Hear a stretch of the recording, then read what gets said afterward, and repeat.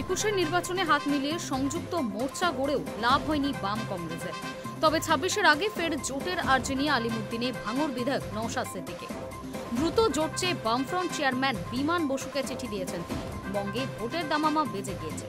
ইতিমধ্যেই প্রচারে ঝাঁপিয়ে পড়েছে সব দল। বঙ্গে ৩টি সভা করে ফেলেছেন খোদ প্রধানমন্ত্রী নরেন্দ্র মোদী।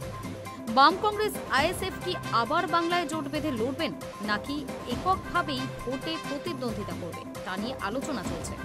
এরই মাঝে সোমবার জোটের আর্জি জানিয়ে বামফ্রন্ট চেয়ারম্যান বিমান বসুকে চিঠি দিলেন আইএসএফ চেয়ারম্যান নওশাদ।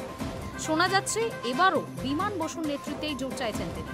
যদিও আদৌ জোট হবে কিনা, হলে কার ভাগে কত আসন থাকবে তা একেবারেই অজানা। প্রসঙ্গত ২০২১ সালে বাম কংগ্রেস ও আইএসএফ জোট বেঁধেছিল। পোশাকি নাম ছিল সংযুক্ত মোর্চা, যার নেতৃত্বে ছিলেন খোদ বিমান বসু। তবে ভোট বাক্সে কার্যত কোনো সাড়াই ফেলতে পারেনি এই সংযুক্ত মোর্চা।